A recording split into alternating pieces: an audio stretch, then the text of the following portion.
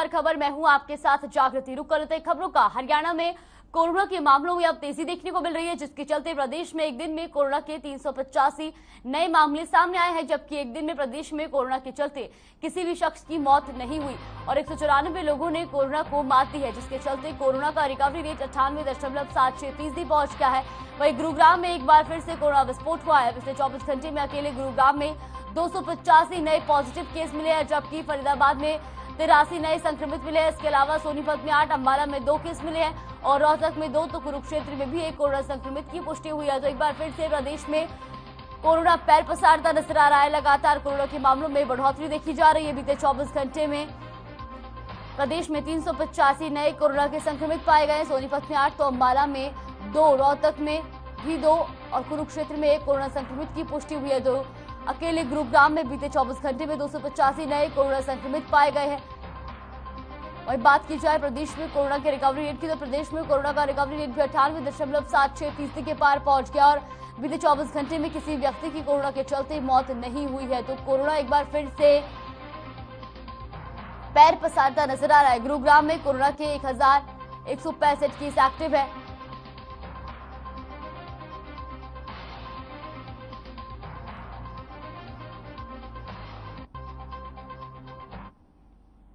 खबर पिहोवा से है, जहां लोग उस वक्त हैरान हो गए जब कैंची चौक के पास सुशील कुमार चाय की दुकान पर अचानक खेल मंत्री संदीप सिंह का काफिला आकर रुक गया। एक बार को तो चाय वाला सुशील कुमार मंत्री को सामने देखकर हैरत में पड़ गया, लेकिन जब उसे पता चला कि मंत्री जी उसकी मदद के लिए आए हैं तो उसकी आंखों से आंसू छलक आए।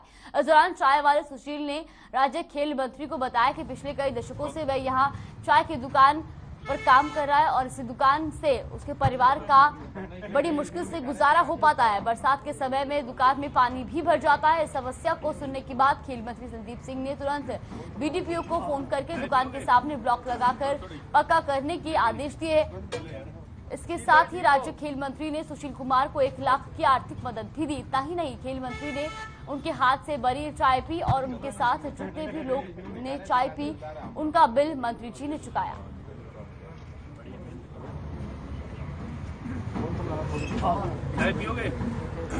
मैं निकल रहा था यहाँ से, तो मेरे को लगा कि काफ़ी यहाँ लोग चाय पीने आते हैं। देखता रहता था मैं 2-3 बार जब निकला, तो यहाँ पर जब मैंने रुका तो उससे पूछा तो उसके परिवार में 11 लोग रहते हैं, कमाने वाला सिर्फ 1 है। तो आर्थिक सहायता के लिए 1 लाख रुपए मैंने इनको दिया, जिससे कि अपना कारोबार जो है चाय की दुकान जो है उसको और अच्छा कर सकें, जिससे कि इनका कारोबार बढ़े और बिजनेस करके ये अपने परिवार को और अच्छा पाल पोस सकें। बात करते हैं जी, बहुत हमारी इमदाद की है जी, धन्यवाद मंत्री जी। कितने साल से आप यहाँ कर रहे हो? मैं 50 साल से यहाँ पर। अच्छा। हाँ जी।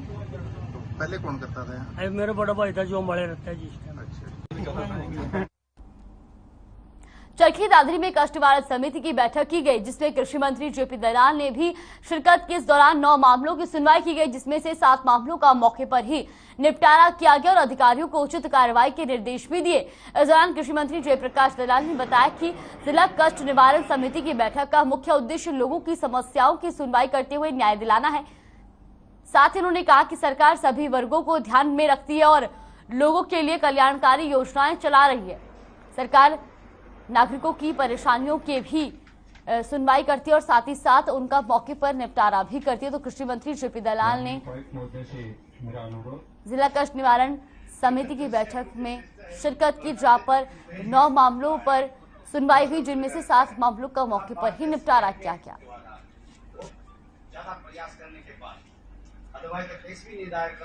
देखिए, कालाबाजारी नहीं है। किसान के पास ऐसा कोई कानून नहीं है कि आप उसकी फसल को जबरदस्ती ले लें। अगर किसान अपनी फसल को घर में रखना चाहता है, उसको ये उम्मीद है कि उसका भाव एमएसपी से ऊपर बिकेगी बाद में, तो उसको रखने का अधिकार है। हाँ, व्यापारी को अगर बगैर टैक्स दिए अगर वो होर्डिंग करता है तो उस पर कार्रवाई हो सकती है। और हमारा दादरी, महेंद्रगढ़, नारनौल, भिवानी के क्षेत्र में तो वैसे ही 20-25% सरसों का एरिया बढ़ गया था। गेहूं की फसल बोई भी कम गई थी और कुछ जो राजस्थान से गेहूं के खरीदार आते हैं, जो मेरे किसान भाई बताते हैं कि 200-300 रुपये महंगा ले रहे हैं, तो मंडियों में कम आ रहा है। कांग्रेस प्रदेश अध्यक्ष कुमारी शैलजा ने गांव बूढ़ा खेड़ा में सीवरेज ट्रीटमेंट प्लांट में जान गंवाने वाले कर्मचारियों के परिजनों को सांत्वना दी। साथ ही उन्होंने सरकार से मांग की कि जान गंवाने वाले मृतकों के प्रत्येक परिवार को आर्थिक मदद और एक सदस्य को स्थायी सरकारी नौकरी दी जाए। शैलजा ने पूरे मामले में सीधे तौर पर सरकार को आरोप लगाए हैं।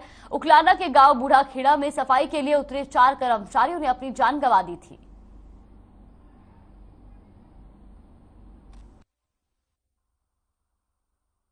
सीवरेज का जो काम होता है, मैनहोल में जो जाते हैं या इस तरह का जो काम होता है,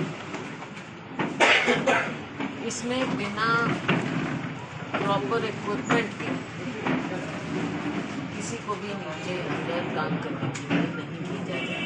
ये खास प्रावधान है उसका। तो ये नेग्लिजेंस है पूरी तरह से। सरकार को दोषी कौन है वो देखना होगा।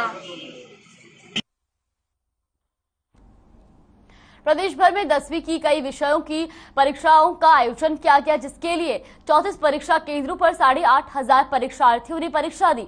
बोर्ड अध्यक्ष डॉक्टर जगबीर सिंह ने बताया कि प्रदेश भर में शांतिपूर्वक तरीके से परीक्षा का आयोजन हुआ। साथ ही बताया कि उन्होंने अपने अमले के साथ भिवानी स्थित परीक्षा केंद्रों का औचक निरीक्षण किया, लेकिन इस दौरान नकल का कोई मामला सामने नहीं आया। आपको बता दें कि इन केंद्रों के बाहर पेपर आउट होने के चलते परीक्षा को रद्द किया गया था। 34 परीक्षा केंद्रों पर पूरे हरियाणा में 10वीं कक्षा की विज्ञान, हिंदी, अंग्रेजी और सोशल स्टडी 4 विषयों की परीक्षा थी। पूरे हरियाणा में 34 परीक्षा केंद्र बनाए गए थे और 8,834 विद्यार्थियों द्वारा परीक्षा दी गई। अभी तक जानकारी अनुसार किसी भी सेंटर पर कोई ईएमसी बनने की जानकारी नहीं मिली।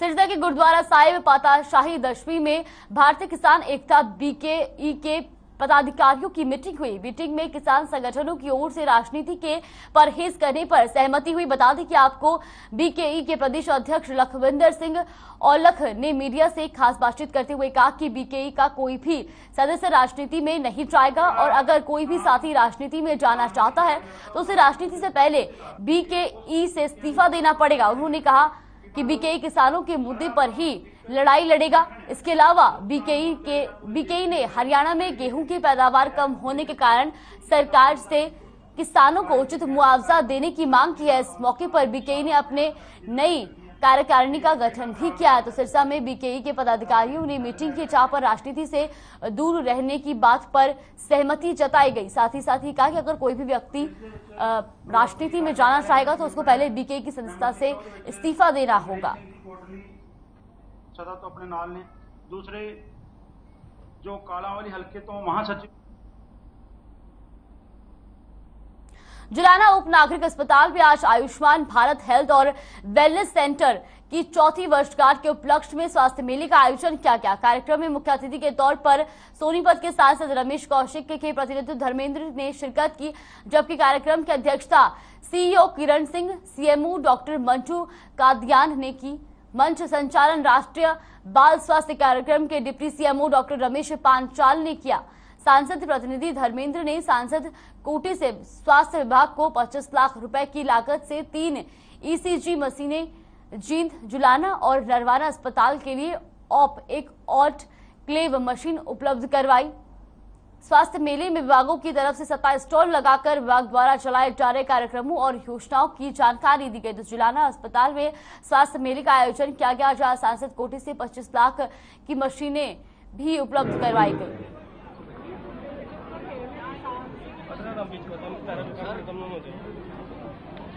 आज आजादी का अमृत महोत्सव की सेलिब्रेशन में 4th anniversary Ayushman Bharat health wellness centres की इसके उसमें एक स्वास्थ्य मेले का आयोजन किया गया है सीएचसी जुलाना में, जिसमें सारे सिविल हॉस्पिटल के स्पेशलिस्ट डॉक्टर्स अपनी सेवाएं दे रहे हैं और मरीजों का इलाज मुफ्त किया जा रहा है। लैब टेस्ट किए जा रहे हैं और दवाइयाँ भी फ्री दी जा रही हैं। स्वास्थ्य विभाग से अलग एक आयुष्मान भारत का स्टॉल लगाया है, जिसमें लाभार्थियों के आयुष्मान कार्ड फ्री बनाए जा रहे हैं। देखिए, आयुष्मान भारत की चौथी वर्षगांठ पर हरियाणा सरकार व स्वास्थ्य विभाग के मिले जुले प्रयास से एक विशाल स्वास्थ्य मेले का आयोजन किया जा रहा है हमारे जुलाना ब्लॉक में, जिसको कि आज यहाँ स्वास्थ्य विभाग की टीम और हमारे जो सांसद हैं श्री रमेश कौशिक जी, उन्होंने पहुंचना था। उनके प्रतिनिधि श्री धर्मेंद्र जी ने इसका इनॉग्रेशन किया और साथ ही साथ सीईओ मैडम जो है वो हमारे सम्मानित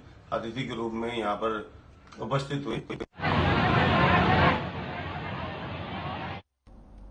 सिरसा जिले को अपराध मुक्त रखने, असामाजिक तत्वों पर कड़ी नजर रखने, आमजन को सुरक्षित महसूस करवाने और बैंकों की सुरक्षा के लिए आज जिला पुलिस द्वारा स्पेशल चेकिंग अभियान चलाया गया, जिसके अंतर्गत जिला पुलिस ने जिले भर के अलग अलग बैंकों के आगे नाके लगाकर आने जाने वाले वाहन चेक किए और यातायात के नियमों का पालन नहीं करने वाले वाहन चालकों के चालान भी किए।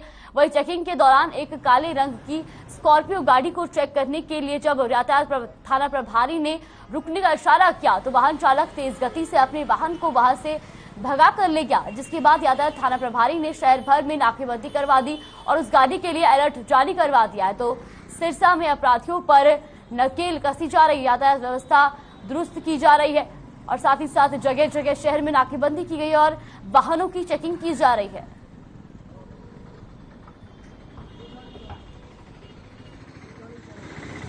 टाइट नाकाबंदी करने के आदेश मिले हैं डॉक्टर अर्पित जैन IPS पुलिस अधीक्षक सिरसा की तरफ से कि भाई जो बैंक हैं, नज़दीक बैंक हैं, उनके पास जो ये घटनाएं घट रही हैं और किसी प्रकार की कोई घटना न घटे तो हम टाइट नाकाबंदी करके हम दिशा निर्देश अनुसार कार्य कर रहे हैं। आज आदरणीय SP साहब के आदेश अनुसार सिविल लाइन पुलिस स्टेशन व बाकी सभी पुलिस स्टेशन सिरसा जिले के बैंकों की सुरक्षा की दृष्टि ये नाकाबंदी की गई है, ताकि जो बैंक के आसपास एक पुलिस के द्वारा पुलिस की प्रेजेंस दिखे और जो भी बैंक की सुरक्षा पुलिस की तरफ से हो सकती है वो दी जा सके। तो सर कितने नाके लगाए गए हैं शहर में? ये अपने सिविल लाइन पुलिस स्टेशन में 4 नाके हैं, एक पुलिस स्टेशन का और बाकी 3 चौकियों के, हुड्डा चौकी, बस स्टैंड चौकी और खैरपुर चौकी। और इसी के अलावा अपने जो प्रत्येक थाना है उनके द्वारा और प्रत्येक चौकी है उनके द्वारा भी पूरे जिला में ये आदरणीय SP साहब के आदेश की तरफ से करते खबरों का अंबाला जिले में अनुबंधित विद्युत कर्मचारी संघ ने अपनी मांगों को लेकर उपायुक्त कार्यालय में धरना प्रदर्शन किया और उसके बाद संघ के लोगों ने मुख्यमंत्री के नाम उपायुक्त को ज्ञापन सौंपा। बता दें कि ये धरना प्रदर्शन संघ के जिला अध्यक्ष मनीष कुमार के नेतृत्व में किया गया। वह इस दौरान जिले में पहुंचे प्रदेश पदाधिकारी सचिव संदीप कुमार ने जनता को संबोधित करते हुए कहा कि बिजली एक अति संवेदनशील और जीवन का आवश्यक हिस्सा है। इसको सुचारू रूप से चलाने के लिए अनुबंधित कर्मचारी अपनी जान जोखिम में डालकर व्यवस्था को सुचारू रूप से चलाया गया है, लेकिन इस बढ़ती हुई महंगाई में इन कर्मचारियों को बहुत कम वेतन मिलता है और इस जोखिम भरे कार्य को एक के लिए मिलने वाली सुविधाएं भी नामात्र है। इतना ही नहीं, उन्होंने आंदोलन की भी चेतावनी दे डाली। उन्होंने कहा कि अगर सरकार जल्द ही संगठन से बातचीत करके मांगों को पूरा नहीं करती है तो संगठन जल्द ही प्रदेश स्तरीय बैठक बुलाकर आगामी आंदोलन की घोषणा करेगा, जिसकी जिम्मेवारी सरकार और प्रशासन की होगी। तो अंबाला में विद्युत कर्मचारी संघ ने प्रदर्शन किया। आपको बता दें कि अपनी मांगों को लेकर उपायुक्त कार्यालय के बाहर ये धरना कर्मचारियों ने दिया है। तस्वीरें आप देख सकते हैं, जहां पर अंबाला की तस्वीरें हम आपको दिखा रहे हैं, जहां बिजली कर्मचारियों ने उपायुक्त कार्यालय में धरना दिया है। स्टेज के माध्यम से पहले सरकार का धन्यवाद करना चाहती है, हरियाणा सरकार का, जिन्होंने ठेकेदारी प्रथा खत्म करके कौशल निगम बनाया और साथ ही साथ सरकार को ये भी हम बताना चाहते हैं कि इस निगम में जो बनाया है उसमें कुछ त्रुटियां हैं जो हम चाहते हैं कि उनको जल्द से जल्द ठीक किया जाए। सबसे पहले अनुबंधित विद्युत कर्मचारियों को कौशल विभाग में जल्द से जल्द लिया जाए।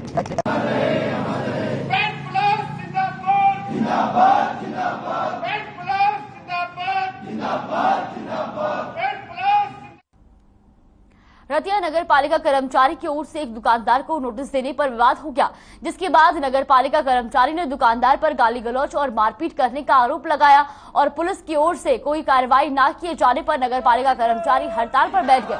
नगर पालिका के कर्मचारियों ने कहा कि जब तक दुकानदार के खिलाफ बड़ी कार्रवाई नहीं होती तब तक उनका धरना प्रदर्शन जारी रहेगा और कामकाज भी ठप रखेंगे। वही दुकानदार ने अपने ऊपर लगे आरोपों को सिरे से नकारते हुए कहा कि कर्मचारियों ने ही गाली गलौज की थी। साथ ही कहा कि उन्होंने भी पुलिस थाने में शिकायत दी हुई है। बहरहाल पुलिस मामले की जांच में जुट चुकी है। करम सिंह मुर्दाबाद, करम सिंह मुर्दाबाद, पुलिस प्रशासन मुर्दाबाद। 1 अप्रैल को माननीय विधायक महोदय द्वारा जहां खुला दरबार लगाया गया, जिसमें एक शिकायत प्राप्त हुई थी करम सिंह सनफ महासिंह है शायद उसके पिता का नाम, उसके नाम से। तो एप्लीकेशन पे हमने उस शिकायत पे एक पालिका की तरफ से नोटिस इशू किया। भूप सिंह को नोटिस देने के लिए भेजा था, तो नोटिस लेने से उसने मना करके इसके थप्पड़ भी मारे और इसका फोन भी खोस लिया।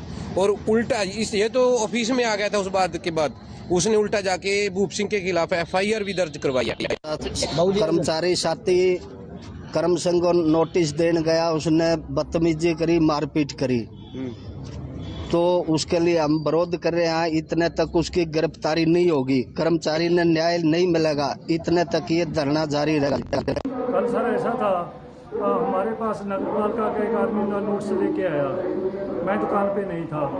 जब दुकान पे आया तो वो मेरे पास गाड़ी गलौज उस पर उतर आया बंदा आते ही। मैंने पूछा कि आपका नाम क्या है, तो मेरे नाम से क्या लेना है, चलो इतने मुआवजा करके चला गया। तो हमारा हाई कोर्ट में पहले भी केस चला इस वजह।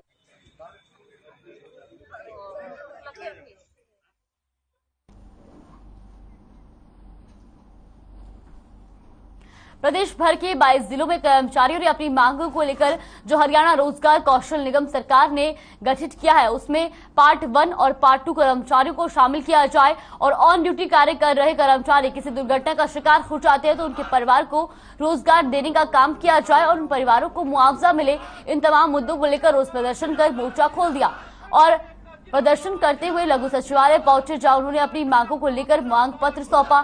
साथ ही कर्मचारियों ने सरकार को चेताते हुए कहा कि यदि सरकार उनकी मांगों की ओर कोई ध्यान नहीं देती तो इससे बड़ा आंदोलन करने को पीछे नहीं हटेंगे।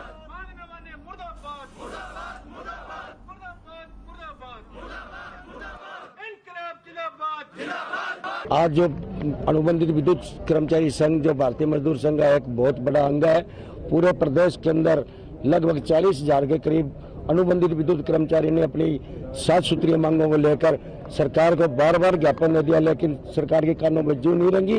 इसलिए प्रदेश कार्य कमेटी ने निर्णय लेते हुए आज पूरे प्रदेश के 22 जिलों के अंदर अपना मांगों का प्रदर्शन करते हुए और माननीय उपायुक्त महोदय के माध्यम से माननीय मुख्यमंत्री हरियाणा सरकार को ज्ञापन देने का काम करेंगे। आज हम DC साहब को CM साहब के नाम ज्ञापन देने आए हैं। इनमें जैसे अनुबंधित कर्मचारी बिजली बोर्ड के हैं, ये सदा ही रिस्क में काम करते हैं जी, और हम सरकार से मांग करते हैं कि 58 साल तक इनका रोजगार सुरक्षित किया जाए, क्योंकि कोई भी रेगुलर भर्ती आती है तो इनको सरप्लस करके बाहर भेज दिया जाता है।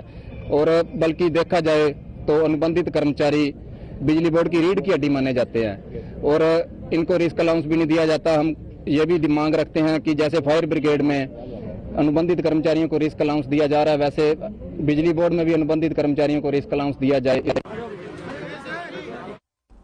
अहिर रेजिमेंट की मांग को लेकर लगातार धरना प्रदर्शन कर रहे समाज के लोगों ने शुक्रवार को झज्जर में एक बैठक का आयोजन किया, जिसमें सभी गांव में समाज की कोर कमेटी बनाए जाने का निर्णय लिया गया। अहिर समाज के लोगों ने कहा कि वोट वही पाएगा जो अहिर रेजिमेंट का गठन पूरा करेगा। झज्जर में हुई अहिर समाज की बैठक में अहिर समाज से जुड़े नेताओं ने कहा कि खेड़का दौला टोल पर पिछले 77 दिनों से लगातार धरना प्रदर्शन जारी है, लेकिन केवल अभी तक आश्वासन ही मिला है।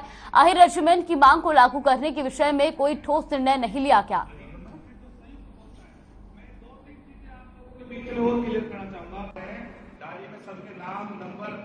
आज हमने झज्जर जिले में जो ये बैठक की है, इसका मकसद है कि झज्जर जिले की कोर कमेटी बनाना, संयुक्त अहिर रेजिमेंट मोर्चा की जिला झज्जर की कोर कमेटी बनाना। और जो ये जिला झज्जर की कोर कमेटी है, ये हर गांव में संयुक्त अहिर रेजिमेंट मोर्चा की कोर कमेटी बनाएगी। जितने भी झज्जर जिले में हमारे यादव समाज के गांव हैं, उन सब गांवों में कोर कमेटी बनेगी, ताकि आंदोलन को हमारे संगठनात्मक रूप से एक मजबूती मिले। ये संयुक्त अहिर रेजिमेंट समिति है, हम तो जिला झज्जर से पूरा सहयोग देंगे। जो भी जिस तरह की भी कोई बात होगी, जैसे वहां कोई धरने की हुई या 15 तारीख को रोड शो करने की हुई या 23 तारीख को कई हजारों की तादाद में यहाँ से लोग जाएंगे और हर कुर्बानी देने के लिए जिला झज्जर किसी बात के लिए कम नहीं रहेगा, अग्रणीय रहेगा। आने वाले चुनाव भी है, क्या बहिष्कार रहेगी या नहीं? जो मैनेजमेंट के मांग उठाएगा हम उसके साथ हैं, अन्यथा बिल्कुल नहीं।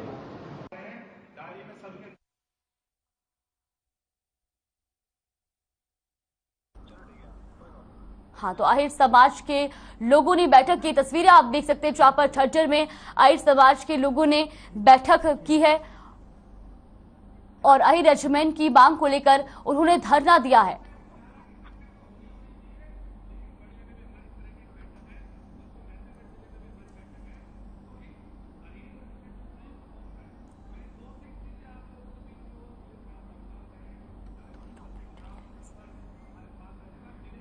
आहिर रेजिमेंट की मांग को लेकर आहिर समाज के लोगों ने धरना दिया है। आपको बता दें कि तस्वीरें झज्जर की है, जहां पर लगातार आहिर समाज के लोग आहिर रेजिमेंट को लेकर मांग कर रहे हैं और उस पर धरने पर भी बैठे हैं। तो आहिर रेजिमेंट की आहिर रेजिमेंट बनाए जाने की मांग को लगातार कर रहे हैं और उसी मांग को लेकर वो धरना भी दे रहे हैं।